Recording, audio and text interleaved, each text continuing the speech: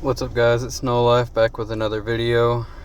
Just wanted to go over the fishing event with you guys and what I do to try to be successful with it. So basically, your bait restores every 3 hours. So every 3 hours you get 10 new bait to fish with. And if you want to score high in the fishing event, you have to stay on top of it. You can see I'm currently at 180,000 points, and that's because every hour and a half I do the ×5 fishing.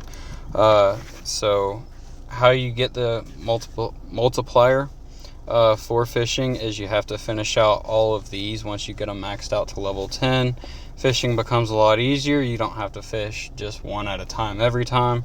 Once you finish these out, you could start doing a multiplied fish.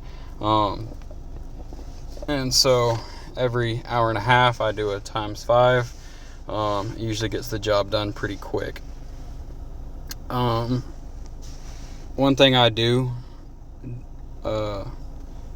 is I do purchase these right here.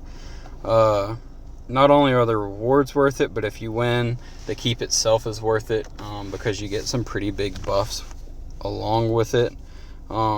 My dragon flying around. There he is. But so when you unlock that keep, let me see. You go to decorate. I think it's under excellent, maybe. Let's see. Nope. Probably under collection. Yeah, there it is. So if you score top 3 in this event, you get -10. So a 10% debuff on enemy troops. You get a 40% construction speed buff, which has absolutely saved my life on speed ups when it's been time to upgrade. I've won this keep I think 2 or 3 times in a row, and it helped me get from K35 to K38 really quickly because of that construction speed buff. My ground and mounted also get a 20% buff, and then ground and mounted get an HP buff as well. So the keep is really worth it. Inside of the event, I believe this one is like $5, and then this one is like another 20. But the rewards itself are absolutely worth it. Once you max out all of the levels at level 50, you start gaining these chests right here. Let's see if I can find it real quick.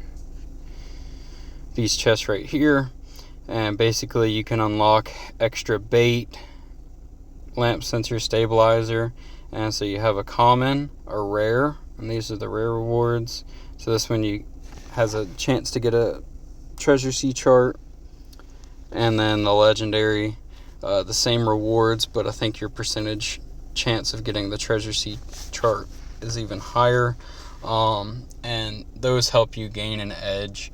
I don't really care about coming in first. I just want to stay in the top 3, because at the end of the day, all I care about is being able to win that keep by scoring in the top 3. And you can see, top 3, you get it.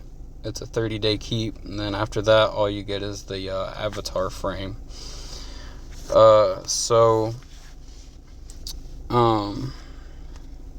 Basically what I do is I'll just go ahead and fish. I try to save these the best I can, and I save all of my prime sea areas just in case something happens in life. I've been busy, I haven't been able to play the game. I'll use a couple prime sea charts just to get me back in the top 3 to maintain my position. Like I said, I'm not going for first, so I'm really conservative with everything and only use it if I've got to. And then, of course, before the event ends, I'll go ahead and start maxing everything out, just because if I'm not going to use it, it disappears, So I'll go ahead and do a fishing with you guys. So we'll do a common, just kind of show you how I go about it. I usually like to get at least 300 meters. 300 meters is when it starts to turn dark. But that's where a lot of your higher scoring fishing is. So you can cut right through the tails. Don't worry about missing the entire fish. You can cut through fish tails, and it's not going to hook a fish just because you can't hook a fish in its tail. So it's pretty boring, pretty monotonous. If it's worth it to you like it is to me, go for it. Usually when I get this deep, I'll just stick to one side and hope for the best. What you really want is just the big fish. The stingrays are pretty good. The turtles are okay, but these orange crabs are really good. Stingrays, swordfish, those are really great. The squid are good. And of course, any statue you can get your hands on, you want to go for it. You want to try to get all your points below 200 meters, because once you go above 200 meters, the only thing that's really worth grabbing are the starfish. So you want to avoid every fish up until you can get to the starfish. So I'm at 16 out of 20. You can see in the top left corner. If I can't find enough starfish, then I'll try to just grab whatever fish I can get before the reel runs out. See, I accidentally grabbed a crab. I'm looking for starfish. Hopefully some come. I'm at 40 meters. I'm just going to have to grab some fish. Yeah. Sorry. Getting text messages. And so you can see here, every fish has its own rewards as far as like scoring in the event. So these tridents here on the left side of the fish are really good for throwing the cast net. I forgot what part of the event it's called. I'll go over that as well. And then the shells right here, that's what your score is based off of. So when you're looking at the score, see it's just based off of the shells. And then this one over here in the far right, the fishing, this is where the tridents come into play. And when you fish here, these are all the rewards that you can get. Refining stones, rune stones. You see what it is. And stuff in the event that helps you fish. One thing that is nice is they include the treasure sea charts. So when you do enough fishing, you get extra treasure sea charts. And it really helps give you a boost to your score. When you're looking at these, you can click and you can see which ones are more worth it. So like starfish, you can see it's worth 20.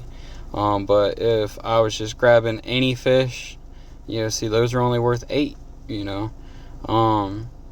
Crabs, they're not bad, 10. But you can see how a starfish still gives you higher scores than grabbing a crab.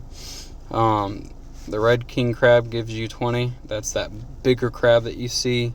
And jellyfish only give you 10, but they do have a fair amount of tridents. So I haven't even collected everything. I've still got some things that I need to collect.